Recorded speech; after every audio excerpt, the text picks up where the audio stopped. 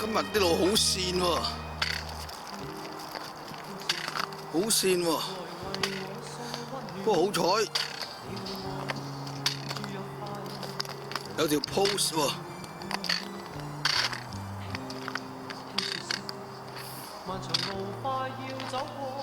咁我哋或者睇一睇嗰條 post 好似唔同平時行山嗰啲咁喎，究竟又有咩故事喺度啊？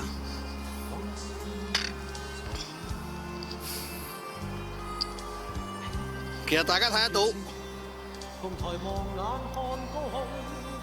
條 post 咧，就唔係行山嘅。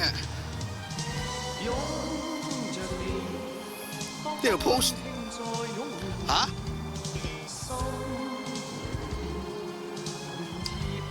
好似係隻腳架嚟嘅喎。係啊，冇錯啊。呢條 post 係一條腳架，係一支獨立嘅腳架。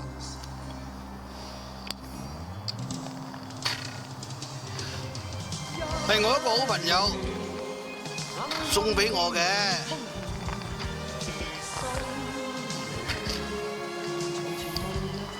當年出嚟行嘅時候，佢送咗呢個腳架俾我，我哋大家一齊行。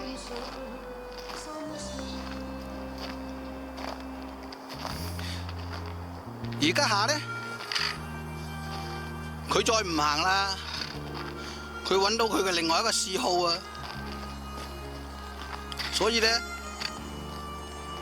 我自己咧就覺得都好惋惜嘅，因為琴日有個以前曾經一齊行嘅問我有一啲波特，你哋嗰陣時做咗幾多錢啊？我話咁你以前做幾多錢啊？佢話以前就你哋做啦，今次嚟講我整咗4個咋，30蚊一個啊！我話咁你咪要清楚了解到咯。當年嚟講，我同我朋友一齊做，喺人哋嘅廚房嗰度做，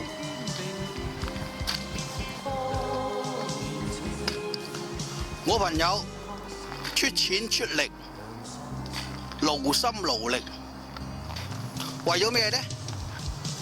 都係為咗出嚟行啫。而家下佢決定咗唔再行啦，咁我梗係好尊重佢啦。咁啊，今日咁好嘅天氣，咁啊揸住佢隻腳架嚟憑吊一番啦。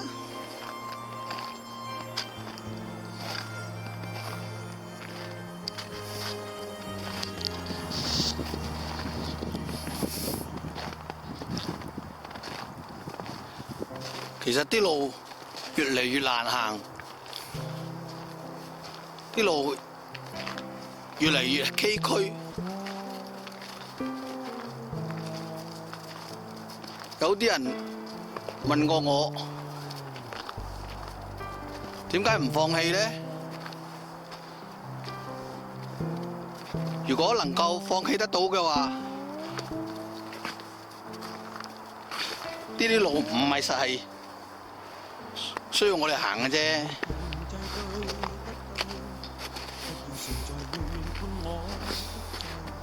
我自己問過自己，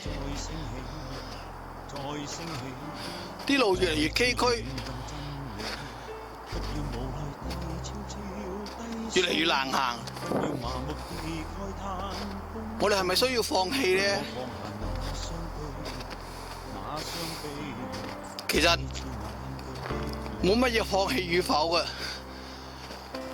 因為自己都知道呢條路係唔會真真正正打到目的地嘅。我哋行呢條路為咗咩嘢咧？只不過想話俾遠方嘅朋友知道，佢哋雖然行嘅路係咁艱辛，但係都係有朋友喺遠處默默咁支持佢哋嘅。You are not alone。我哋行呢條路就正如等於如履薄冰咁，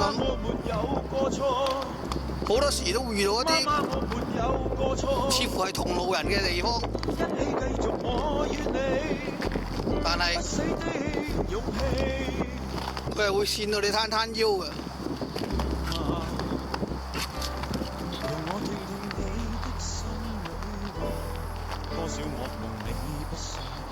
無他嘅，選擇咗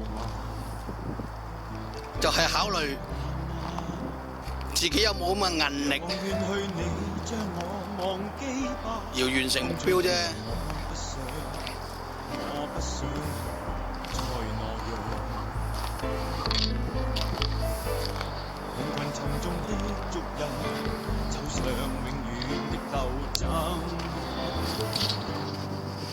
狂怒的呼求，埋葬鎮壓的聲音。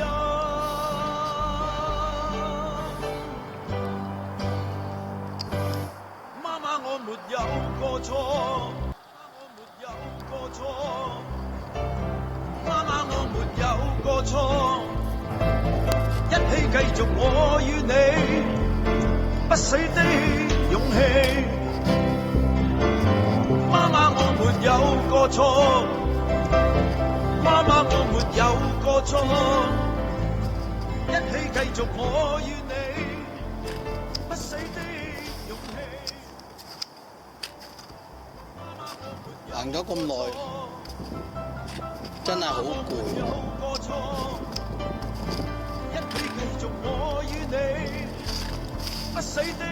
不過路係自己選擇嚟行嘅。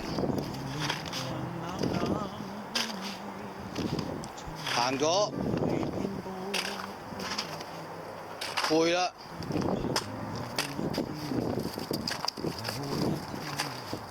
都要繼續堅持嘅，咁輕言放棄咩？